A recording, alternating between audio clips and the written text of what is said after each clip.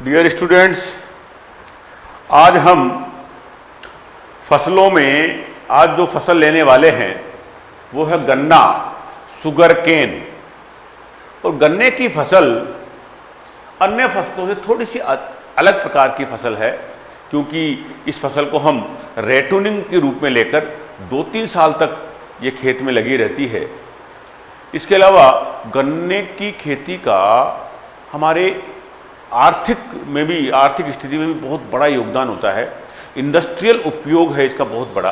औद्योगिक क्षेत्र में हमारे एग्रीकल्चर का जो प्रोडक्ट होते हैं, एग्रीकल्चर की जो इनकम होती है उसमें उसकी इनकम में गन्ने का बहुत बड़ा योगदान है, क्योंकि गन्ने का मुख्य उत्पाद जो चीनी है उससे उसकी बहुत आवश्यकता होती है। तो उस फसल के बारे में आज हम चर्चा करेंगे। गन्ने की फसल देखते हैं। देखो, सबसे पहले गन्ने के बारे में बात करेंगे हम। तो शुगर केन, इसका जो वर्तमान में जिस गन्ने को उगाया जा रहा है उसकी जाति जो है वह सेकेरम ऑफिसिनेरम, सबसे ज़्यादा यह गन्ना उगाया जा रहा है। इसको नोबल केन कहते हैं। क्या कहते हैं? नोबल केन। ये नोबल केन क्या है? एक्चुअली में नोबल केन गन्ना, जो वास्तविक गन्ना आज हम उगा रहे हैं, जो हम बाजार में देखते हैं, गन्ने की जूस की दुकान पर देखते हैं, वो नोबल केन है। वो मोटा गन्ना जिसमें चीनी और रस की मात्रा ज़्यादा होती है, उसकी मोटाई ज़्यादा होती है, इसको नोबल केन कहते हैं। एक्चुअल में इसका जो उद्भव हुआ, ओरिजिन हुआ, वो एक प्रकार की मोटे तने वाली घास का जैसा पौधा होता था पहले। सेकेरम स्पोंटेनियम और सेकेरम रोबोस्टा जातियाँ होती थी, जो इतना उसमें चीनी और इतनी मोटापा और इतनी शुगर की मात्रा उस गन्ने में नहीं होती थी। उनसे विभिन्न प्रकार के आनुवंशिक क्रियाओं के द्वारा, प्लांट ब्रीडिंग के द्वारा नोबल केन का विकास किया गया और उत्पत्ति हुई नोबल केन की, जो वर्तमान में हम उगा रहे हैं, जिसमें चीनी और रस की मात्रा ज़्यादा पाई जाती है। तो वर्तमान में जिस जाति को हम गन्ने की उगाते हैं वह है सेकेरम ऑफिसिनेरम, जो नोबल केन कहलाता है। ठीक है। ग्रेमिनी कुल का पादप है, घास कुल का पादप, इसको हम भली बात जानते हैं। उत्पत्ति स्थल की बात करें, हम गन्ने की उत्पत्ति स्थल का बात करें तो एक तो भारत को माना गया है। जो वेविलोव का उत्पत्ति स्थल की जो थ्योरी है उसमें एक तो इसको भारत को माना गया है, और एक ओशिनिया, एशिया में ही जो है, ऑस्ट्रेलिया के ऊपर कुछ एक आइलैंड टाइप की कंट्री है, न्यूजीनिया है जगह का नाम। ओशिनिया में न्यूजीनिया, ये जो है, ये जो न्यूजीनिया है ये कहाँ पर है? ओशिनिया में है। ओशिनिया है, यहाँ पर इसका उत्पत्ति स्थल है गन्ने का, और भारत को भी माना गया है, भारत या फिर न्यूजीनिया। गुणसूत्रों की बात करें गन्ने में 80 गुणसूत्र, 2n डिप्लॉइड संख्या जो है वो 2n बराबर 80 है। C4 पादप है। C4 हमने कई बार चर्चा की है, C3 प्लांट और C4 प्लांट के बारे में। तो गन्ना जो फसल है वो C4 कैटेगरी में आता है, जिसमें आपने बात की थी कि C4 क्या होता है। तो C4 वो पौधे होते हैं जब प्रकाश संश्लेषण होता है और कार्बन डाइऑक्साइड पौधों के द्वारा ग्रहण की जाती है, तो पहला उत्पाद जो प्रकाश संश्लेषण की क्रिया में बनता है वो 4 कार्बन की श्रृंखला वाला होता है, और वह है ऑक्जेलो एसिटिक एसिड। जबकि C3 पादप में 3 कार्बन का पहला प्रोडक्ट मिलता है, वो जो है वो है ग्लिसरिक एसिड है, फॉस्फोग्लिसरिक PGA जिसको बोलते हैं। इन पादपों में 4 कार्बन की श्रृंखला ऑक्जेलो एसिटिक एसिड प्राप्त होता है, इसलिए इन पादपों को C4 कहा जाता है। जलवायु की हम अगर बात करें तो गन्ना उष्ण और उपोष्ण जलवायु में पैदा किया जा सकता है। ये उष्ण और उपोष्ण, इसकी अपन कई जगह चर्चा कर चुके हैं और बार बार चर्चा करते भी हैं। इसको समझ लो आप पहले। इसको अंग्रेजी में देखो क्या कहते हैं। उष्ण तो है ट्रॉपिकल, उष्ण को अंग्रेजी में बोलते हैं ट्रॉपिकल। और ये जो ट्रॉपिकल है ये एक्चुअल में उच्च ताप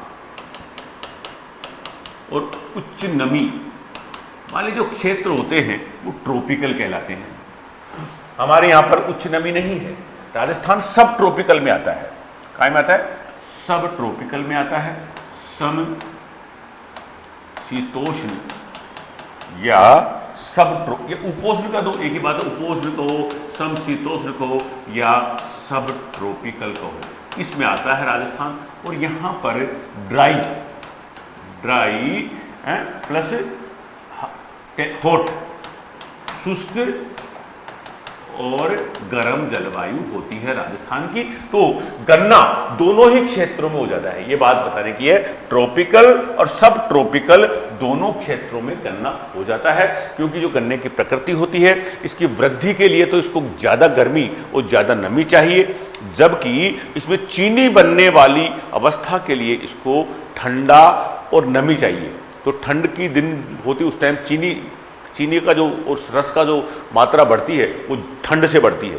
तो उस टाइम जो हमारी रबी का मौसम आता है, क्योंकि साल भर की फसल है, तो इस प्रकार से दोनों ही क्षेत्रों में गन्ना उगाया जा सकता है। शर्करा निर्माण के लिए लिखा हुआ भी है यहाँ पर, शर्करा निर्माण के लिए, चीनी के निर्माण के लिए ठंडी और शुष्क जलवायु की आवश्यकता होती है, जबकि इसकी वृद्धि और वानस्पतिक वृद्धि के लिए इसको नमी और तापमान की आवश्यकता होती है, गर्मी और नमी की आवश्यकता होती है। हमने भी बात की थी गन्ने का नोबल केन है, सेकेरम ऑफिसिनेरम नोबल केन है, जो अभी वर्तमान में मोटा गन्ना और रसीला गन्ना जो है जिसको हम देखते हैं वो नोबल केन है। उन नोबल केन को बनाने वाले और इसका विकास करने वाले और इस पर बहुत सारा काम करने वाले एक वैज्ञानिक थे, टी.एस. वेंकटरमन। क्या नाम था उनका? टी.एस. वेंकटरमन। उन्होंने बहुत नई नई किस्में बनाई है नोबल केन की, उनका प्रसार किया है और जगह जगह फैलाया है इन नई किस्मों को। इसीलिए टी.एस. वेंकटरमन को जो है गन्ने का पितामह, फादर ऑफ शुगर केन और शुगर केन विजार्ड का नाम दिया गया है। शुगर केन विजार्ड और फादर ऑफ शुगर केन का नाम दिया गया है, जिसको टी.एस. वेंकटरमन को, ध्यान रखें, टी.एस. वेंकटरमन को क्या कहा गया है? फादर ऑफ शुगर केन, और शुगर केन विजार्ड का नाम दिया गया है, शुगर केन विजार्ड। अगली हम बात करें गन्ने में जो पुष्पन होता है मक्का में, जैसे ऊपर जो आपका देखा था अपन ने, जो छिट्टा सा निकलता है मक्का में, जो सिल्किंग तो भुट्टे पे होता है, मादा होती है, और नर जो ऊपर निकलता है छिट्टा सा पेनिकल जिसको बोलते हैं, वो उसी प्रकार से गन्ने में भी पुष्पन होता है। हालांकि गन्ने में पुष्पन हमारे यहाँ पर नहीं होता है, ये साउथ के कुछ राज्यों में होता है जहां पर फसल 18 महीने की होती है, जिसको अधसाली कहते हैं। क्या कहते हैं? अधसाली। 18 महीने की जो 1.5 साल वाली फसल होती है उसको अधसाली भी कहते हैं। और उन वहां के जो गन्ना उगाया जाता है उन क्षेत्रों में पुष्पन होता है, और इसके पुष्पन को एरोइन कहते हैं। क्या कहते हैं? एरोइन कहते हैं। मैं दिखाऊंगा अभी इसका, इससे अगले वाली स्लाइड में, एरोइन जो निकलती है गन्ने के ऊपर, उसको क्या कहते हैं? गन्ने के पुष्पन को एरोइन कहते हैं। क्या कहते हैं? एरोइन कहते हैं। गन्ने में जो पुष्पन होता है, बीज बनता, बहुत छोटा बीज होता है, वो उसका बीज जो है कैरियोप्सिस प्रकार का फल है, जो अपन ने कई ग्रेमिनी कुल के में पढ़ा। गेहूं, जो ज्वार, बाजरा, ये सारे जो अनाज थे वो सारे कैरियोप्सिस प्रकार के फल थे। वो ही जो गन्ने में भी इसका जो वो छोटा बीज होता है उसको कैरियोप्सिस प्रकार का फल कहते हैं। तो इसकी एरोइंग बताता हूं मैं, देखो आपको, ये जो गन्ने की फसल उग रही है, देखो आप, ये गन्ने के पौधे हैं, ये गन्नों के पौधे के ऊपर देखो आप, इस प्रकार की, ये इसको एरोइंग कहते हैं। जो पुष्पन होता है गन्ने में, इसको क्या बोलते हैं?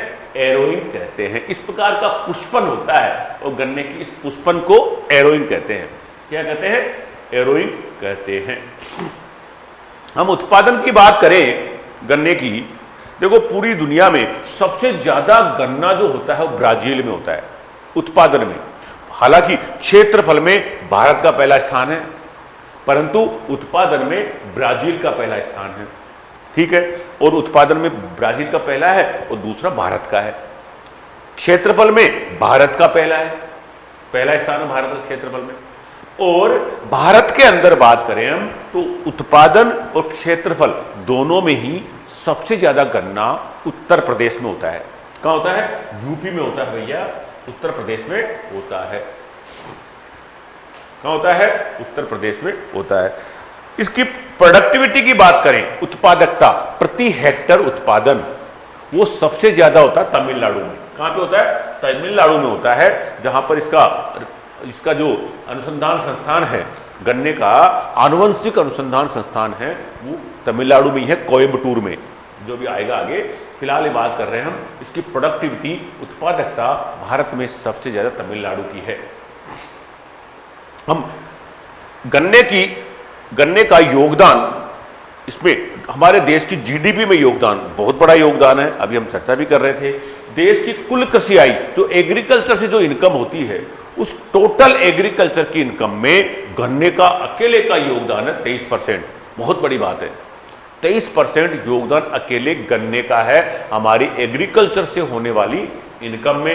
राजस्थान में सबसे ज्यादा गन्ना गंगानगर में होता है, और जो वर्ल्ड में जितनी चीनी का उत्पादन होता है, पूरी विश्व में जितनी चीनी का उत्पादन होता है, उसमें से 15% चीनी में हमारा योगदान है भैया।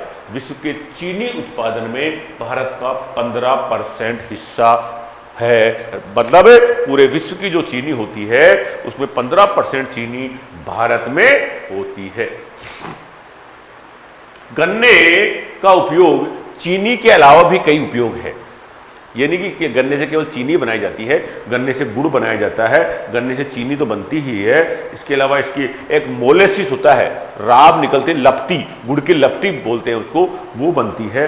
इथेनॉल बनता है, एक एल्कोहल है, इसके बहुत सारे उपयोग है। इथेनॉल जो गन्ने के रस से बनता है, इस प्रकार से बहुत, खांड से देखो चीनी बनती है, गुड़ बनता है, इथेनॉल बनता है, खांड से शराब बनाने में काम आता है गन्ना, शराब बनाने में आता है। कागज उद्योग में काम आएगा, क्योंकि इससे रस निकालने के बाद जो कचरा बचता है, इसको बेगसी बोलते हैं। ये कचरा देखो लगता है ना, गन्ने की जूस की दुकान पर आपने देखा होगा, और इसको क्या बोलते हैं, बेगसी कहते हैं, इसका नाम है बेगसी।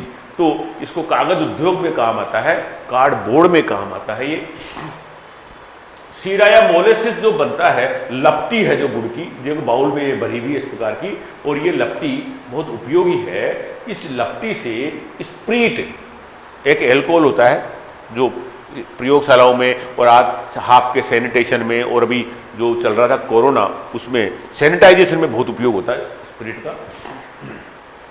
ईस्ट व विटामिन बनाने में इस मोलेसिस का, गुड़ की लपटी का प्रयोग किया जाता है। रस निकालने के बाद, गन्ने से रस निकालने के बाद जो उसके छूतरे बचते हैं, ये छूतरे क्या कहलाते हैं, बेगसी कहलाते हैं। क्या कहलाते हैं ये, बेगसी कहते हैं इनको। और भारत में सबसे बड़ा कपड़ा उद्योग है, और कपड़ा उद्योग के बाद दूसरी इंडस्ट्री है, वो है चीनी इंडस्ट्री। बता भी दिया आपको मैंने, पूरी एग्रीकल्चर की जो इनकम होती है उसमें 23% योगदान काय का है, गन्ने का है, चीनी से होता है वो कंट्रीब्यूशन। हमने अभी बात की थी नोबल केन की। नोबल केन का विकास कैसे हुआ, क्योंकि जैसे हमने मक्का में, आपको ध्यान हो तो मक्का में बात की थी, मक्का का भी विकास एक जंगली पौधे से हुआ था, है। उसी प्रकार से गन्ने का भी विकास एक घास फूल के पौधे थे। और घास फूल के पौधे कौन से थे, सेकेरम रोबस्टम जो साउथ इंडिया में विकास हुआ, एक सेकेरम ऑफिसिनेरम का, और हमारे नॉर्थ इंडिया में सेकेरम स्पोंटेनियम, गन्ने की एक घास फूल की जातियां पाई जाती थी, और उससे विकास हुआ सेकेरम बारबेरिस का और सेकेरम साइनेंस का, जो गन्ना उगाते हैं। मैं दिखाता हूं, उनकी फोटोएं दिखाता हूं, उससे आपको समझ में आएगा थोड़ा सा। देखो ये एक तो ये घास है, एक तरह की ये घास है, ये वाइल्ड सुगर केन, जंगली गन्ना कहते थे इसको। बहुत कम चीनी की मात्रा होती थी, बहुत कम रस की मात्रा होती थी, बिल्कुल पतला तना इसका होता था। सेकेरम क्या है ये, स्पोंटेनियम, क्या नाम इसका, सेकेरम स्पोंटेनियम, एक प्रकार की जंगली घास टाइप का पौधा है। और इसी से इनका विकास हुआ भैया, किसका, सेकेरम बारबेरी का और सेकेरम साइनेंसिस का। ये भी देखो हरा हरा है, इसमें भी रस की मात्रा होती है, और शुगर इनमें बहुत कम मात्रा पाई जाती है। शुगर की मात्रा सबसे ज्यादा पाई जाती है सेकेरम ऑफिसिनेरम में, जिसको नोबल केन कहते हैं। तो जो इससे तो विकास हुआ, स्पोंटेनियम से जो विकास हुआ वो हुआ बारबेरी का और साइनेंसिस का। ठीक है, इसके बाद साउथ इंडिया में ये इस प्रकार का गन्ना उगाया जाता था। देखो सेकेरम रोबस्टम, जिसकी पेलियां बहुत छोटी छोटी होती थी, बहुत छोटी छोटी पेड़ियाँ होती थी, हैं, इस प्रकार का होता था, और इसकी पेड़ियाँ बहुत छोटी छोटी है, हैं? तो इस प्रकार के गन्ने से, रोबस्टम से विकास हुआ किसका? सेकेरम ऑफिसिनेरम का। इस प्रकार का एक डार्क कलर का, लंबी पेली वाला, मोटा, ज़्यादा रसीला, ज़्यादा चीनी की मात्रा, नोबल केन का विकास हुआ था, सेकेरम ऑफिसिनेरम, जिसको आज हम उगाकर इतना हमारी जो एग्रीकल्चर की इनकम में जो योगदान कर रहा है गन्ना, वो इसी की वजह से कर रहा है। गन्ने में एक जोरदार चीज पाई जाती है, आपने कई जगह पढ़ा होगा, शीर्ष प्रभाविता, एपिकल डोमिनेंसी। ये एपिकल डोमिनेंसी क्या होती है? एक्चुअल में क्या होता है, गन्ने का जब पौधा होता है उसके ऊपरी भाग में ऑक्जिन हार्मोन का निर्माण होता है। कौन सा हार्मोन का निर्माण होता है? Auxin hormone. ऑक्जिन हार्मोन का निर्माण हमेशा पौधे के ऊपरी भागों में ही होता है। आपने सूरजमुखी में देखा होगा, सूरजमुखी के मुंडक में होता है, जो ऑक्जिन हार्मोन के कारण सूरजमुखी का मुंडक सूरज की तरफ घूमता रहता है। इसी प्रकार से गन्ने के ऊपरी हिस्सों में ऑक्जिन हार्मोन का निर्माण होता है, ठीक है। और ऑक्जिन हार्मोन का निर्माण हो गया, ठीक है। अब जब गन्ना पक गया और जब हम गन्ने की बुआई करेंगे, तो अगर हम पूरे गन्ने को एक साथ बुआई कर दें, उसके टुकड़े नहीं करें, बुआई तो हम टुकड़ा करके करते हैं, परंतु अगर आप पूरे गन्ने की बुआई एक साथ कर दें तो उसमें पता क्या होगा, केवल ऊपर की कलिकाएं ही अंकुरित होती है, नीचे की कलिकाएं अंकुरित नहीं होती है। और उसका कारण है कि जो ऊपरी भागों में ऑक्जिन हार्मोन बनता है, वो ऑक्जिन हार्मोन नीचे के भागों में जाकर नीचे की कलिकाओं को अंकुरित होने से रोक देता है। रासायनिक अभिक्रियाओं के द्वारा नीचे की कलिकाएं अंकुरित ही नहीं होती है। इसको शीर्ष प्रभाविता कहते हैं। ऊपर की कलिकाएं अंकुरित होना, नीचे की नहीं होना, किसके कारण से? ऑक्जिन हार्मोन के कारण। तो इसको कहते हैं एपिकल डोमिनेंसी, शीर्ष प्रभाविता, एपिकल या टॉप डोमिनेंसी कहते हैं। ऊपर वाले हिस्से की क्या दादागिरी हो गई है। देखो बताते दोबारा इसको। बुआई के लिए बीज गन्ना काम में लेते हैं, जो टुकड़े काम में लेते हैं, क्या बोलते हैं उसको? सीड केन बोलते हैं। पूरा तना एक साथ बोने पर उसके ऊपरी हिस्सा ही अंकुरित होता है, निचले हिस्से की कलिकाएं अंकुरित नहीं हो पाती है। इसका कारण है ऊपरी सिर में पाए जाने वाला ऑक्जिन हार्मोन, जो जड़ की ओर गमन करके निचले हिस्से की कलिकाओं को अंकुरित नहीं होने देता है, और इस प्रक्रिया को एपिकल डोमिनेंसी या शीर्ष प्रभाविता कहते हैं। इसीलिए गन्ने को हमेशा टुकड़ों में बोना चाहिए। जहां तक हो बुआई जो करते हैं, गन्ने के ऊपरी हिस्से को बुआई के काम में, सीड के काम में ले लेना चाहिए, और नीचे के हिस्से को गन्ने में चीनी के लिए बेच देना चाहिए। ये ध्यान रखें, सबसे बढ़िया तरीका है, ऊपर के हिस्से को तोड़कर बीज के काम में ले लो और नीचे के हिस्से को तोड़ बेच दो काय में, मील के रूप में काम में, मील में चीनी बनाने के लिए बेच देना चाहिए। तो यह है एपिकल डोमिनेंसी। हम जो बात कर रहे थे सीड केन, तो बीज गन्ना किस प्रकार से टुकड़े काम में लेते हैं। ध्यान रखें, जब हम गन्ने की बुआई करते हैं तो हम कहते हैं 3 कलिकाओं वाले टुकड़े हैं, हमेशा कहते हैं 3 कलिकाओं वाले टुकड़ों को लेकर बुआई करते हैं, इसको सीड केन कहते हैं। और 3 कलिकाओं वाले टुकड़े देख लें आप किस प्रकार से काटते हैं, 1 कलिका, 2 कलिका, 3 कलिका, प्रत्येक टुकड़े में 1 2 3, प्रत्येक टुकड़े में 1 2 3, 3 कलिकाओं वाले टुकड़े कटाई करते, इस प्रकार से काटते हैं कि ऊपर की कलिका आ जाए, एक आ गई, फिर बीच की कलिका आ गई, और एक इसकी कटिंग इस प्रकार से करते हैं जिससे कि एक टुकड़े में 3 कलिकाएं आ जाए, है, और इसकी बुआई करते हैं। इसको सीड केन कहते हैं। क्या कहते हैं? सीड केन कहते हैं। अब 3 कलिकाओं वाले जो टुकड़े हैं, देखो बीज दर की बात हम जब करेंगे तो 3 कलिकाओं वाले कितने टुकड़े 1 हेक्टर में चाहिए? वो है भैया 40,000 से 45,000 टुकड़े चाहिए पूरे 1 हेक्टर की बुआई के लिए। कई बार सीड रेट पूछी जाती है, तो 2 तरीके से पूछ सकता है, एक तो इन टुकड़ों का वजन पूछ सकता है, या फिर इन टुकड़ों की संख्या पूछी जा सकती है। दोनों याद करनी पड़ेगी आपको। सीड केन की जो है 3 कलिकाओं वाले 3 कलिकाओं वाले कितने टुकड़े चाहिए? 40,000 से 45,000 टुकड़े चाहिए। और इनका वजन कितना होता है? 60 से 70 क्विंटल इसका बीज का वजन होता है। ध्यान रखें आप, जब उपज की बात करेंगे तो हम टन में पढ़ेंगे, क्योंकि 60-70 क्विंटल तो बीज काम में ले लिया, तो उपज कितनी होगी? करीब 100 टन उपज होती है गन्ने की प्रति हेक्टर, जो अभी देखेंगे आगे आएगी। लगभग 100 टन, 1000 क्विंटल हो गया, क्योंकि 1 टन में 10 क्विंटल होता है। इसकी बुआई के लिए इतना बीज चाहिए, सही है। और जो बुआई करते हैं उसमें कतार से कतार की दूरी 90 सेंटीमीटर रखी जाती है। अभी बताऊंगा मैं आपको फोटो इसकी, किस प्रकार से बुआई करते हैं। देखो आप, वो गहराई जो बुआई करते हैं वो 5 से 7 सेंटीमीटर गहराई पर इसके गन्ने के केन्स को लगाया जाता है भूमि के अंदर। इस प्रकार से देख लें आप, इस प्रकार से 3 कलिकाओं वाले टुकड़ों को, 2 कलिक, एक इधर एक इधर, एक इधर उगेगा, एक साथ लगाते, 2 टुकड़े 2 टुकड़े 2 टुकड़े इस तरह लगाते। जब उगेगा ना गन्ना तो इस प्रकार से उगेगा। देखो, एक गन्ना इधर जा रहा है, एक 2 गन्ने उग रहे हैं साथ में, है 2 गन्ने उग रहे रो, क्योंकि यहीं से फूटेंगे, उगेंगे, यहाँ से उगेंगे।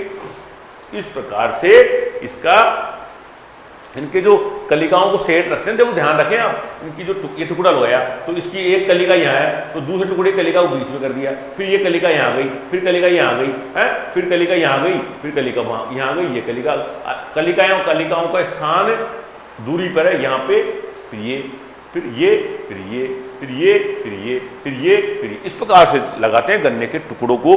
लगाने का तरीका ध्यान से देख लें आप, ताकि इन पौधों में आपस में दूरी अपने आप सेट हो जाएगी, है। और इस कतार की दूसरी कतार से दूरी कितनी रखते हैं? 90 सेंटीमीटर रखते हैं। कितनी रखते हैं? 90 सेंटीमीटर दूसरी कतार से दूरी रखेंगे। और इस प्रकार से ये 90 सेंटीमीटर की दूरी जो है ये दोनों कतारों के बीच में नजर आ रही है, स्पष्ट नजर आ रही है। इस प्रकार से जो है प्लांटिंग करते हैं, काहे की? गन्ने की सीड केन की प्लांटिंग करते हैं। क्या करते हैं? प्लांटिंग करते हैं। तो 90 सेंटीमीटर तो कतार से कतार की दूरी रखी थी, और गहराई कितनी रखी थी हमने? 5 से 7 सेंटीमीटर। बुआई का समय क्या है भैया? अरे गन्ने की बुआई अलग अलग क्षेत्रों में अलग अलग की जाती है। तो शरदकालीन बुआई जो हमारे उत्तरी भारत में 15 सितंबर से 15 अक्टूबर के मध्य करते हैं। बसंतकालीन बुआई जो राजस्थान में प्रमुख रूप से की जाती है 15 फरवरी से 15 मार्च के बीच में की जाती है। और दक्षिणी भारत, महाराष्ट्र वगैरह में इसकी बुआई वर्षाकालीन होती है, 15 जुलाई से 15 अगस्त के मध्य की जाती है। ये बुआई का समय है। अब लेंगे उर्वरकों की मात्रा। उर्वरकों की मात्रा सफिशिएंट मात्रा चाहिए भैया। इसको 120 से 150 किलो तो नाइट्रोजन की मात्रा चाहिए, 50 से 60 किलो फास्फोरस की आवश्यकता चाहिए, और 40 किलो पोटास की आवश्यकता चाहिए। और इस प्रकार से ये हमने प्लांटिंग की थी। हाँ, अब बात करेंगे हम, जो गन्ना उगाया जाता है उत्तरी भारत में पूरे 1 साल में तैयार होता है गन्ने की फसल। इसको एकसाली कहते हैं, 12 महीने में तैयार होती है। हालांकि हम जब गन्ना काट लेते हैं तो काटने के बाद फिर सिंचाई करते हैं, फिर वो फूट जाते हैं गन्ने, उसको हम कहते हैं रेटूनिंग। क्या करते हैं? फिर 1 साल बाद गन्ना आता है। इस प्रकार से एक बार प्लांटिंग करके हम 3 फसल ले सकते हैं, 2 रेटूनिंग और 1 मुख्य फसल। एक तो मुख्य फसल और एक रेटूनिंग लेकर कुल 3 फसलें, यानी 3 साल तक उपज मिल जाएगी आपको एक बार प्लांटिंग करने से, है हमारे उत्तरी भारत में। और ये क्या कहलाती है? एकसाली कहलाती है। क्या कहलाती है? एकसाली कहलाती है, जो 12 महीने में पककर तैयार होती है। जबकि दक्षिणी भारत में अधसाली होती है, 18 महीने की फसल होती है भैया। कितने महीने की होती है? 18 महीने की फसल होती है। गन्ने में अंकुरण के लिए तो गर्मी चाहिए, 25 से 32 डिग्री सेंटीग्रेड तापमान चाहिए। जबकि इसमें चीनी बनने के लिए, पकने के लिए, गन्ने की राइपनिंग के लिए, रस और चीनी की मात्रा बनने के लिए ठंड चाहिए, 12 से 14 डिग्री सेंटीग्रेड तापमान चाहिए। ध्यान रखें, कई बार पूछा जाता है क्वेश्चन, भैया गन्ने में अच्छी चीनी बनने के लिए कितना तापमान चाहिए? 12 से 14 डिग्री सेंटीग्रेड। गन्ने में अच्छे अंकुरण के लिए 25 से 32 डिग्री सेंटीग्रेड। कितना अंतर है? देखो दुगना अंतर है, 12 से 14, 25 से 32 डिग्री से वृद्धि में और शुगर की मात्रा बनने के लिए अलग अलग तापमान चाहिए गन्ने के पौधे को। गन्ने की एक बार कटाई करने के बाद जड़ों से पुनः फूटान होता है और पुनः फसल होती है, और इस प्रकार से दो रेटूनिंग ले लेते हैं, तो इसको बोलते हैं रेटूनिंग। क्या बोलते हैं? पेड़ी बोलते हैं हिंदी में। क्या बोलते हैं हिंदी में?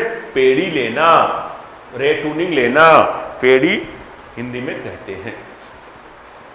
गन्ने के अनुसंधान संस्थान है, 3 प्रकार के अनुसंधान संस्थान गन्ने के हैं। एक तो गन्ना प्रजनन केंद्र है जो कोयम्बटूर में है, तमिलनाडु में है। दूसरा है राष्ट्रीय गन्ना अनुसंधान केंद्र, वो लखनऊ में है। ध्यान रखें आप, इनमें अंतर समझ ले पहले आप। देखो, गन्ना का प्रजनन केंद्र, गन्ने का अनुसंधान केंद्र, ध्यान रख लें आप। वहां भी होता तो वहां भी अनुसंधान ही है, पर वहां क्या है? प्रजनन का काम होता है, क्योंकि फूल वहीं आता है। एरोइंग साउथ में होती है, अपने यहाँ एरोइंग होती नहीं है, उत्तर प्रदेश में, राजस्थान में भी नहीं होती है। तो जब पुष्पन बनेगा वहीं तो जनन करने का, फूल बनेगा वहीं तो जनन क्रिया होगी, है? तो फूल कहां बनेंगे? तमिलनाडु में, कोयम्बटूर में। जितनी भी किस्में गन्ने की बनी हैं वो उसके आगे CO लगा मिलेगा आपको, कोयम्बटूर, CO। क्या मतलब उसका? कोयम्बटूर है उसका मतलब। तो अनुसंधान केंद्र तो लखनऊ में है, और प्रजनन केंद्र का प्रजनन केंद्र का जो संस्थान है वो कहाँ है? कोयम्बटूर में है। चीनी का, गन्ने का नहीं, चीनी का, गन्ने से चीनी बनी, चीनी का भी अनुसंधान केंद्र है, गन्ने से चीनी बनी उसकी भी अनुसंधान केंद्र है, और वो है लखनऊ में, कानपुर में है। कहां पर है? कानपुर में है। लखनऊ में तो गन्ने का अनुसंधान केंद्र था, दोनों ही उत्तर प्रदेश में है। अब हम बात करेंगे गन्ने की जो वृद्धि काल होता है, पूरे 1 साल में गन्ना तैयार होता है, पूरे 1 साल में गन्ना तैयार होता है। 2 महीने तो इसके अंकुरण में लग जाते हैं गन्ने को, 2 महीने तो शुरू में अंकुरण में लग जाते हैं, और उस 2 महीने की अवधि में जो है निराई गुड़ाई करने को अंधी गुड़ाई कहते हैं। अंधी गुड़ाई कब करते हैं वो भी चर्चा करेंगे आगे। फिलहाल अपन गन्ने के वृद्धि काल को, पूरी जो साल भर की जो जीवन है उसको 4 भागों में बांटा है। कितने भागों में बांटा है? 4 भागों में। कैसे कैसे? गन्ने के वृद्धि काल को कैसे कैसे बांटा है देखो। बुआई करने से लेकर 60 दिन की जो अवधि होती है सोइंग के बाद 60 दिन की, वो अंकुरण प्रावस्था कहलाती है। क्योंकि गन्ने को अंकुरण में 2 महीने लग जाते हैं, पूरे अंकुरण होने में 2 महीने, इसलिए इसको अंकुरण प्रावस्था हो गई 60 दिन तक। इसके बाद 60 से 130 दिन के दौरान गन्ने की वानस्पतिक वृद्धि होती है, पत्ते, तना विकास होता रहता है, लगातार वानस्पतिक वृद्धि होती है। इसको फॉर्मेटिव वृद्धि काल कहते हैं, 60 से 130 दिन तक। इसके बाद ग्रांड अवस्था, इसमें गन्ने की मोटाई, उसमें रस की मात्रा, उसमें चीनी की मात्रा का निर्माण होगा। 130 से 250 दिन के रस की मात्रा का निर्माण होगा। और इसके बाद 250 से 350 अवधि के दौरान उस रस में चीनी कंटेंट बढ़ता है, शुगर की मात्रा बढ़ती है, पकता है, गन्ना पकने की ओर जाता है, और वो होता है 250 से 350 दिन की दौरान। तो इस प्रकार से पूरे 1 साल की जो इसका जीवन है उसको 4 अवस्थाओं में बांटा गया है। ठीक है। अब 4 अवस्थाएं हो गई तो वृद्धि काल की। अब क्रांतिक अवस्थाओं के बारे में बात करेंगे। आप जानते हो सभी मुख्य फसलों में जो सिंचाई के ऊपर आधारित होती है उसमें कुछ अवस्थाएं होती है। उस अवधि पर सिंचाई करने से फसलों को बहुत लाभ होता है। उस स्थिति में अगर सिंचाई नहीं करते तो उपज पर विपरीत प्रभाव पड़ता है, इसको क्रांतिक अवस्था कहते हैं। तो गन्ने की क्रांतिक अवस्थाओं की बात करें अपन, गन्ने की क्रांतिक अवस्थाएं 3 प्रमुख क्रांतिक अवस्थाएं हैं। इन अवस्थाओं में जल्दी 10 से 15 दिन की लगातार सिंचाई, 15 दिन के अंतर में सिंचाई करनी पड़ती है। सबसे एक तो अंकुरण अवस्था, बुआई से लेकर 60 दिन के दौरान, यह जो क्रांतिक अवस्था है। वृद्धि काल 60 से 130 दिन अवस्था, यह क्रांतिक अवस्था है। अब ग्रांड अवस्था 130 से 250 दिन के दौरान, इस टाइम सिंचाई करने की आवश्यकता होती है, क्रांतिक अवस्था कहते हैं। इस दौरान सिंचाई नहीं करेंगे तो विपरीत प्रभाव पड़ेगा हमारी फसल उत्पादन पर। इस प्रकार से क्रांतिक अवस्थाएं हैं भैया। अब बात करेंगे, देखो एक टर्म आती है कई बार, अंधी गुड़ाई कौन सी फसल में करते हैं? ब्लाइंड होइंग, अंधे होकर गुड़ाई करना गन्ने में करते हैं। गन्ने में जब अंकुरण में 2 महीने लग जाते हैं तो उस दौरान होने वाले खरपतवारों को हटाने के लिए। और उस दौरान जब अंकुरण नहीं हुआ है, क्या होता है, कई बार सिंचाई हो गई, बरसात हो गई और अंकुरण हुआ ही नहीं, तो भैया बरसात के कारण से मिट्टी के ऊपर पपड़ी आ जाती है, उस पपड़ी को तोड़ना जरूरी है, वरना जो प्रांकुर निकलेगा वो निकल ही नहीं पाएगा। इसीलिए फसल तो है नहीं उस टाइम पे या तो खरपतवार है या खाली खेत है, तो उस पपड़ी को तोड़ने के लिए और खरपतवारों को हटाने के लिए जो गुड़ाई करेंगे, निराई गुड़ाई करेंगे, उसको अंधी गुड़ाई कहते हैं। क्या कहते हैं? ब्लाइंड होइंग कहते हैं। अंकुरण से पूर्व वर्षा हो जाने पर कठोर भूपपड़ी को तोड़ने के लिए, वो खरपतवारों को निकालने के लिए जो कर देंगे उसको कहेंगे अंधी गुड़ाई। क्या कहते हैं? अंधी गुड़ाई कहते हैं। और एक और इंपॉर्टेंट एक्टिविटी है जो गन्ने में की जाती है, अर्थिंग अप, मिट्टी चढ़ाना। मिट्टी चढ़ाने का काम मूंगफली में होता है, मिट्टी चढ़ाने का काम गन्ने में होता है, मिट्टी चढ़ाने का काम आलू में होता है, अलग अलग उद्देश्य होता है। मूंगफली में मिट्टी चढ़ाई पैकिंग क्रिया बढ़ाते हैं, आलू में मिट्टी चढ़ाई आलू को ढकते हैं ताकि उसमें हरे रंग का सोलेनिल पदार्थ भी बने।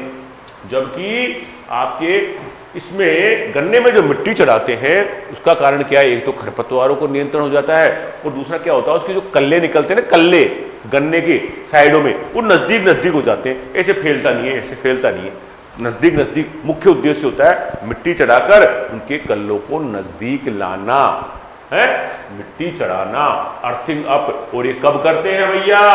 मूंगफली अलग अलग अवस्थाएं होती है। गन्ने में 90 से 120 150 90 से 150 दिन की अवस्था पर अर्थिंग अप करते हैं, मिट्टी चढ़ाते हैं। जुलाई अगस्त के महीने में पौधे के तने के पास मिट्टी चढ़ाते हैं, अर्थिंग अप कहते हैं। मिट्टी चढ़ाना अर्थिंग अप, ऐसे मिट्टी चढ़ा देते हैं, आसपास की मिट्टी को तने के पास ले आते हैं। इससे क्या होता है? प्रोपिंग करने के लिए, जब प्रोपिंग करेंगे ना, आगे तनों को बांधते हैं उनके पत्तों से तनों को बांधना प्रोपिंग कहलाता है। जब प्रोपिंग करेंगे तो उस टाइम टिलर नजदीक आ जाएंगे, नजदीक ऐसे फैलेंगे नहीं, ये फायदा रहता है। और खरपतवारों पर नियंत्रण होता है, इसलिए अर्थिंग अप करते हैं। और ये करते कब है? 90 से 150 दिन के मध्य में करते हैं। और एक्टिविटी क्या क्या होती है गन्ने में देखते हैं। एक गन्ने में करते हैं प्रोपिंग। क्या करते हैं?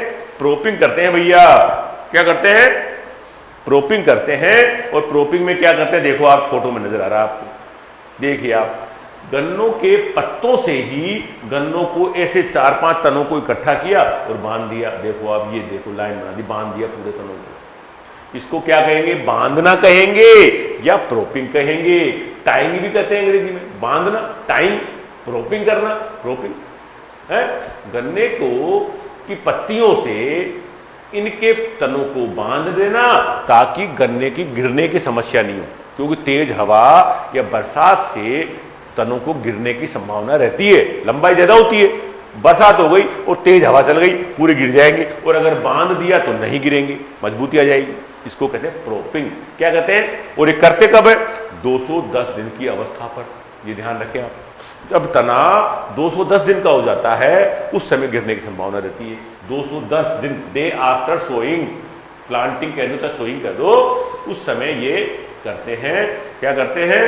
प्रोपिंग करते हैं, टाइंग करते हैं, टाइंग कह दो चाहे प्रोपिंग कह दो, एक ही बात है, पत्तों से बांधते हैं। अब देखिए आप, गन्ने में एक क्रिया और करते हैं, डी ट्रेसिंग। गन्ने में बहुत सारा कचरा होता है पत्तों का, पत्ते पत्ते पत्ते पत्ते हो जाते हैं, उनको साफ सफाई रखना फायदेमंद रहता है गन्ने के लिए, कीड़े वीड़े लगनों के लिए। और साफ सफाई रहने से गंदगी नहीं होती है, कीड़े अनावश्यक कीड़े पैदा नहीं होते हैं। तो इसको कहते हैं डी ट्रेसिंग, पुराने पत्तों को हटाना। क्या कहते हैं? डी ट्रेसिंग कहते हैं। तो ये कब करते हैं? गन्ने को जब पकने की तरफ होता है वो चीनी मिल में जाने के लिए तैयारी करते हैं। एक तो गन्ना खड़ी फसल, डी ट्रेसिंग खड़ी फसल में भी कर लेते हैं, और फसल को जब चीनी मिल में पकने की ओर जाता है उस टाइम भी कर लेते हैं। तो रिमूव लीव्स, पुरानी पत्तियों को या पत्तियों को हटाना, तने से हटाना क्या कहलाता है? डी ट्रेसिंग कहलाता है।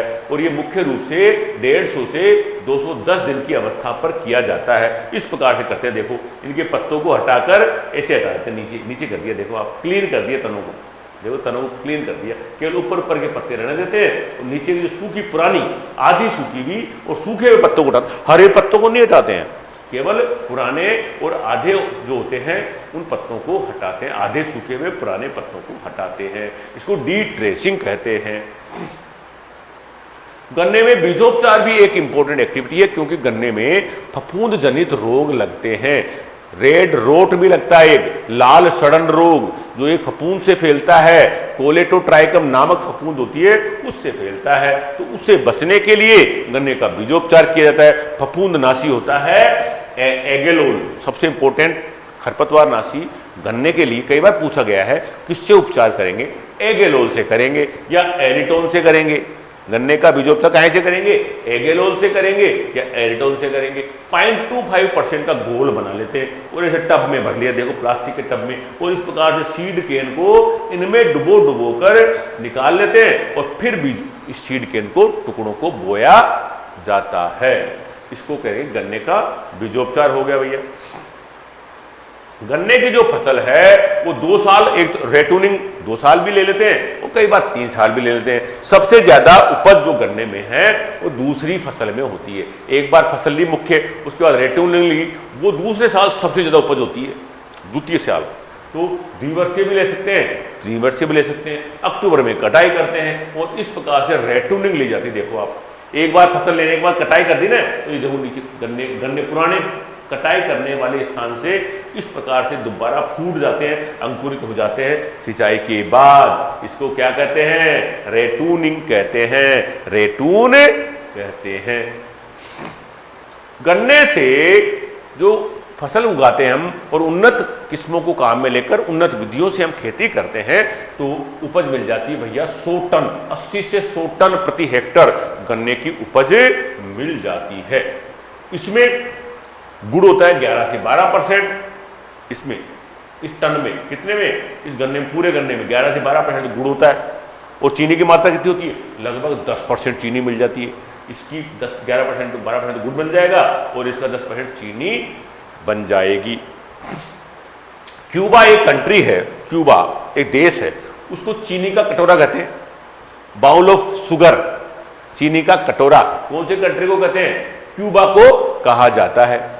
जो गन्ने होते हैं उनसे जो रस निकाला जाता है, पहले, आजकल तो मशीनें हो गई, पहले के जमाने में बेल को लगाकर, कोलू बोलते हैं उसको, बेल को बांधकर, पशु को बांधकर और उससे रस निकाला जाता था। तो उससे एक्चुअल में 70% ही रस निकलता था, 70% निकलता था, बस 30% उसमें बेगसी में ही रह जाता था। परंतु आजकल जो मशीनें काम में लेते हैं उनसे 80 से 90% रस निकल जाता है। मशीनों से कितना निकल जाता है, 80 से 90%, जबकि कोलू से कितना निकलता था, 70% ही रस निकलता था।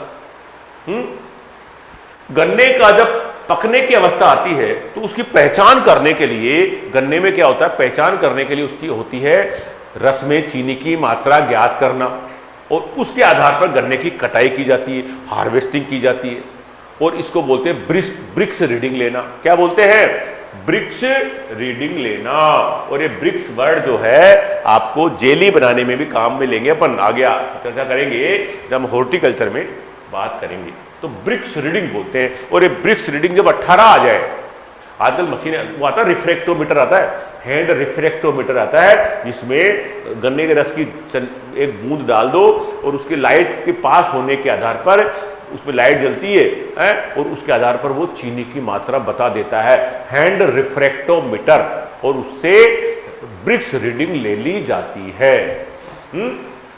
तो ब्रिक्स रीडिंग क्या होती है, गन्ने की कटाई कब करनी चाहिए, जब उसमें चीनी की मात्रा सर्वाधिक होनी चाहिए। और चीनी की सर्वाधिक मात्रा का मतलब क्या होता है, रीडिंग 18 आनी चाहिए। हैंड रिफ्रैक्टोमीटर से ब्रिक्स रीडिंग नापेंगे तो इसकी रीडिंग कितनी आनी चाहिए, 18। कई बार क्वेश्चन आता है, भैया इसको रट लो, कितनी रीडिंग आनी चाहिए, 18 या इससे ज्यादा आनी चाहिए। ये 23 तक आती है, अधिकतम होती है 23, 18 से 23 होती है, इससे कम भी होती है हालांकि, परंतु उपयुक्त अवस्था है 18 से 23, हाईएस्ट अवस्था 23 है। तो 18 आ जाए तो उसकी हार्वेस्टिंग की जा सकती है भैया। Brix reading. अब गन्ने में शुगर की मात्रा बढ़ाने के लिए, चीनी की मात्रा बढ़ाने के लिए कुछ रासायनिक पदार्थों को काम में लिया जाता है जो गन्ने को पकाने और चीनी की मात्रा बढ़ाने के काम आते हैं।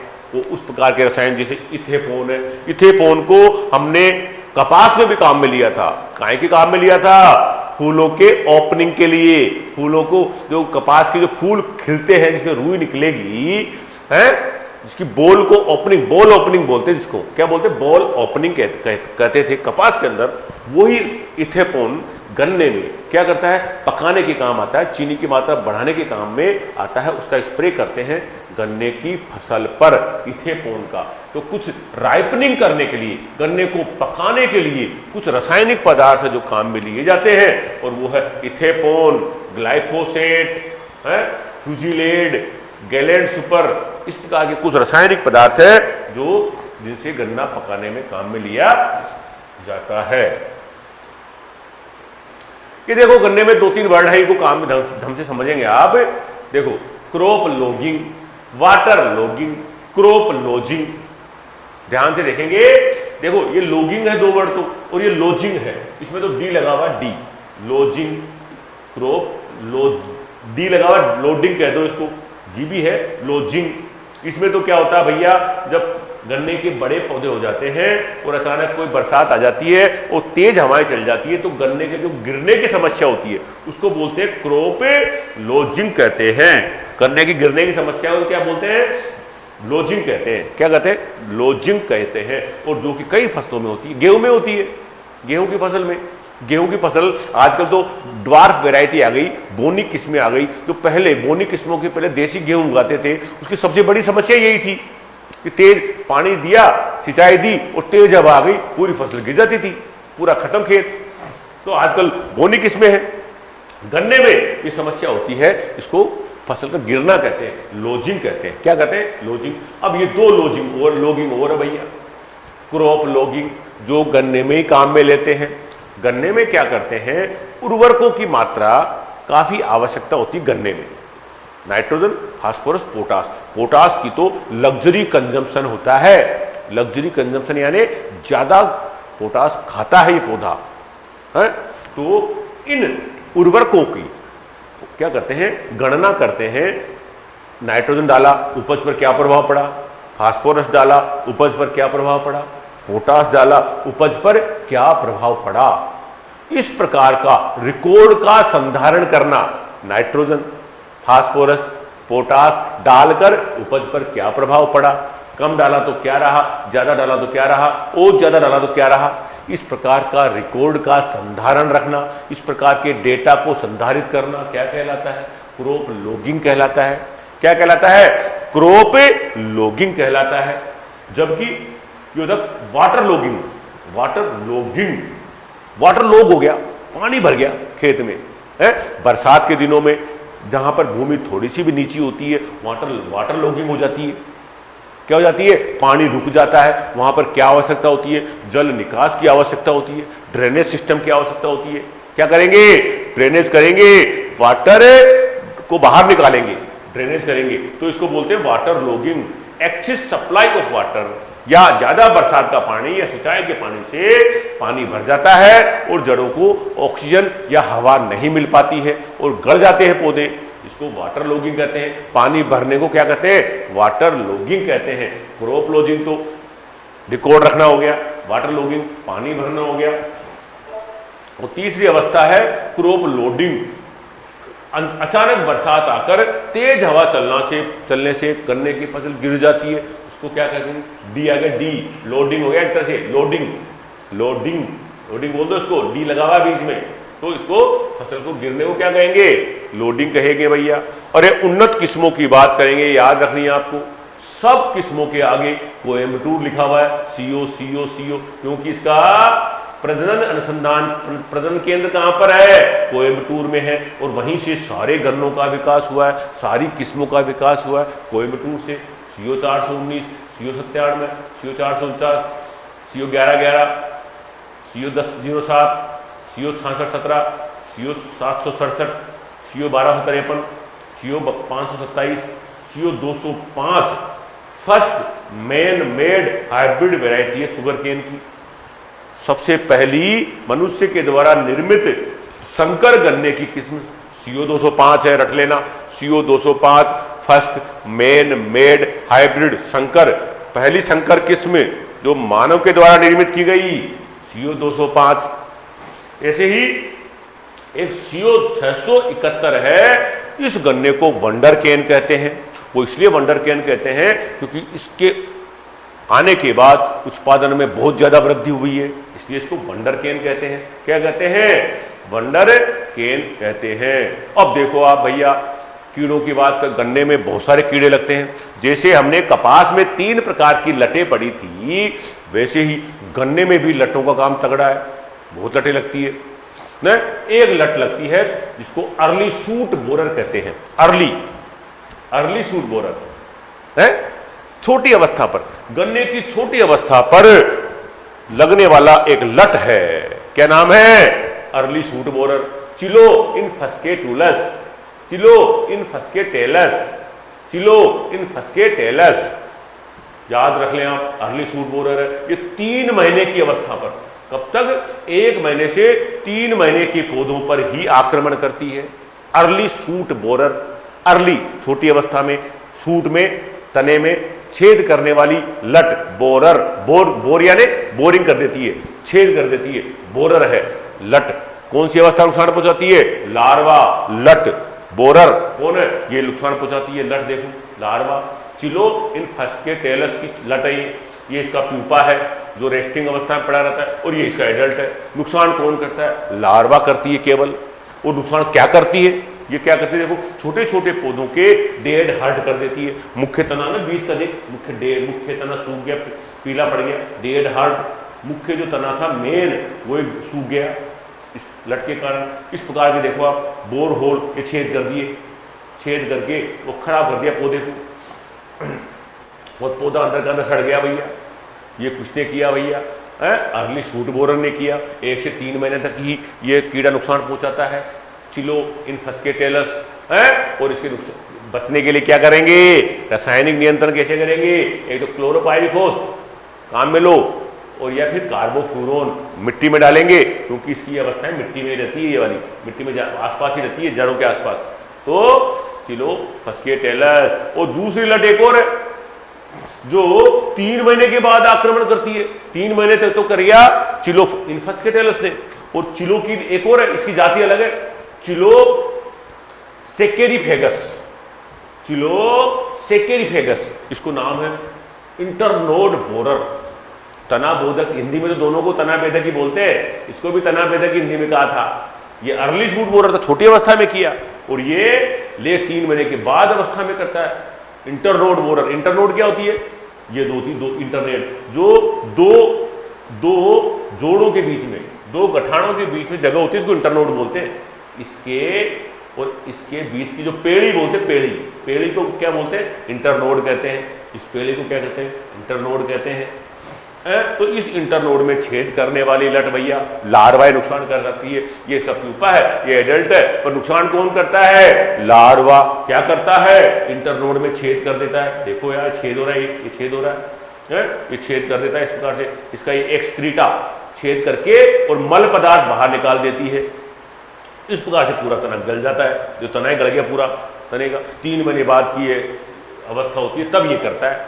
चिलो, क्या नाम है इसका? सेकेरिफेगस। और ये पता ज्यादा क्यों होता है, कीड़ा ज्यादा क्यों लगता है? जब गन्ने की फसल में नाइट्रोजन की मात्रा ज्यादा आपूर्ति कर दी जाती है तो पौधा थोड़ा रसीला हो जाता है और ये लट ज्यादा लगती है। तो नाइट्रोजन की मात्रा को कम डालने से इस कीड़े पर नियंत्रण किया जा सकता है। कोने पर? इंटरनोड बोरर पर।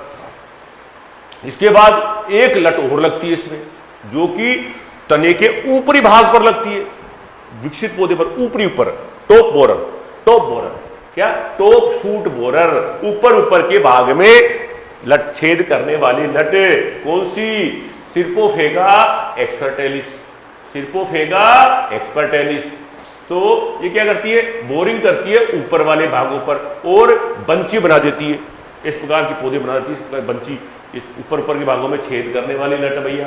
लार्वा, प्यूपा, वो एडल्ट, नुकसान लटी करती है। सिर्पोफेगा एक्सपर्टेलिस करती है, जो कि ऊपर के भागों में, तने के ऊपरी हिस्से में, टॉप पर, टॉप शूट बोरर नुकसान करती है। एक इंपॉर्टेंट और कीड़ा है, बहुत लगता है राजस्थान में, ज्यादा यही लगता है, पायरिल्ला। कौन सा लगता है? पायरिल्ला। और ये क्या करते हैं, ये वो तो काटने, तीनों लटों ने तो क्या किया था, तीनों लटों ने तो छेद करने का काम किया है, और ये लीडर क्या करता है, रस चूसने का काम करता है। इसका निम्फ और एडल्ट दोनों, इसमें लट नहीं होती है, इसमें लट, जिसमें निम्फ पाई जाती है उसमें लट होती ही नहीं है। हम कीड़ों के बारे में मैं आपको बहुत अच्छा बता चुका हूं पहले। निम्फ और प्रौढ़ इसका रस चूसक होता है, ये दोनों नहीं, इनकी चोंच होती है, इससे रस चूसते हैं दोनों, और रस चूस कर पौधे को कमजोर बना देते हैं, और रस चूस कर पौधों पर, पत्तियों पर, तने पर शहद जैसा मल और निकाल देते, शहद जैसा निकाल देते, तो उस पर फंगस और उग जाती है, माउल्स, काले काले माउल उग जाते हैं, शहद जैसा छोड़ देते फफूंद। निम्फ और रस चूसते हैं, पौधों पर शहद का जैसा पदार्थ छोड़ देते हैं, उस पर कई प्रकार की कवक उग जाती है? इसको नियंत्रण के लिए भैया कार्बोफ्यूरॉन और क्विनोलफॉस तो काम लेते ही हैं, और एक इंपॉर्टेंट है भैया इसका बायो एजेंट। कौन सा बायो एजेंट है? एपिकोर्निया, एपिरिकानिया कहते हैं वैसे तो, एपिरिकानिया इसके नियंत्रण के लिए काम में लेते हैं। ये एपिरिकानिया इस प्रकार से काम करता है, देखो आप, ये देखो यहां पर, इसके निम्फ को और एडल्ट को खा जाता है इसका, ये कौन है? एपिरिकानिया मेलोनेलुका। ये एक्टोपैरासिटोइड है, एक्टोपैरासिटोइड, एक पैरासिटोइड पड़ा था, ये एक्टोपैरासिटोइड है। मतलब कहने का ये है, ये जो एपिरिकानिया है ये क्या करता है, इस पायरिल्ला को खा जाता है। क्या करता है? खा जाता है, बस सीधी सी बात है। पैरासिटोइड है ये, क्या करता है? खाता है। जैव कारक हो गया, जैव नियंत्रण हो जाता है इस प्रकार से। जैविक नियंत्रण, किसी प्रकार का रासायनिक छिड़कने की जरूरत नहीं पड़ी, जैविक नियंत्रण कह देंगे। कौन करता है जैव नियंत्रण? एपिरिकेनिया। क्या नाम है? एपिरिकेनिया। इसके बाद बात करेंगे भैया, इसमें एक पोषक तत्व, सूक्ष्म पोषक तत्व मैग्नीज, हमने पढ़ा था पोषक तत्व की कमी के कारण रोगों में मैग्नीज की कमी के कारण गन्ने में पहला ब्लाइट होता है। कौन सा ब्लाइट? पहला ब्लाइट होता है, जिसमें पत्ते क्या होते हैं? पीले पीले पड़ जाते हैं, रंग उड़ जाता है इनका, हरापन कम हो जाता है, और पत्तियां मुड़ जाती है इस प्रकार। देखो मुड़ गई, ऊपर से मुड़ गई इस प्रकार से। पहला ब्लाइट मैग्नीज की कमी से होता है, और इसके लिए मैग्नीज सल्फेट का छिड़काव करना पड़ेगा। मैग्नीज की कमी से कौन सा रोग होता है? पहला ब्लाइट होता है। कौन सा रोग होता है? पहला ब्लाइट होता है। और एक रोग और होता है गन्ने में, बहुत इंपॉर्टेंट है। कई बार गन्ना चूसते हैं अपन, तो देखा होगा आपने, अंदर से गन्ना लाल निकलता है, और ये लाल होता है भैया इस फफूंद के कारण, कोलेटोट्राइकम फाल्केटम नाम के फफूंद के कारण होता है। लाल हो गया तना, बेकार हो गया, अंदर से रस खत्म हो जाता है उसका, और फफूंद पनप जाती है लाल रंग की, कोलेटोट्राइकम नाम है उसका। और ये फैलता कैसे है? मिट्टी से फैलता है एक तो, और गन्ने के टुकड़ों से फैलता है। तो ध्यान रखना पड़ेगा, एक तो ऐसे टुकड़ों को काम में नहीं ले जिसमें लाल सड़न रोग है, वरना फिर अगले साल आ जाएगा। और इसको ऐसे खेतों में फसल चक्कर अपनाए जिस खेत में ये रोग पहले हुआ है। दोनों तरीके हैं, इस प्रकार से बचा जा सकता है इस फफूंद से, इस लाल सड़न रोग से। क्या नाम है इसका? लाल सड़न कोलेटोट्राइकम नामक फंगस से फैलता है। इसके बाद खरपतवारों का काम ज्यादा है इसमें। गन्ने में तो ये स्थिति है कि अगर अपन अंधी गुड़ाई नहीं करें और खरपतवारों को ऐसे ही छोड़ दें तो पूरी खत्म। 72% तक नुकसान हो जाता है फसल में, 72% तक नुकसान हो सकता है खरपतवारों से गन्ने की फसल में। 12 से 72% तक प्रबंधन करेंगे तो कम हो जाएगा, और नहीं करेंगे तो 72% तक नुकसान पहुंच जाएगा। तो इसके नियंत्रण के लिए एट्राजीन खरपतवार नाशी काम में लेंगे। और एट्राजीन का प्रयोग कब करते हैं? अंकुरण के बाद, बुआई के बाद, अंकुरण से पहले। कब करते हैं एट्राजीन का? सीमा जी ने एट्राजीन का प्रयोग ज्वार बाजरा मक्का में किया था, बुआई के बाद, अंकुरण से पहले है। एट्राजीन का 2 किलो प्रति हेक्टेयर के हिसाब से करेंगे, भूमि पर इसका छिड़काव करेंगे तो इसका नियंत्रण हो जाएगा, खरपतवारों से निजात मिल सकती है गन्ने में। तो ये था आज हमारा गन्ने की फसल के बारे में। आप पुनः इसका वीडियो, एक जो मैंने आपके एप्लीकेशन, मेरी जो अपनी ऐप है उसमें सारे नोट्स भी डाल रखे, ध्यान रखें आप। जो भी आप यूनिट का वीडियो देखें साथ के साथ उसके नोट्स भी अपनी कॉपी में नोट्स भी बनाए उसकी सहायता से, और इस प्रकार से अपना गन्ने की फसल कंप्लीट होती है। Thank you.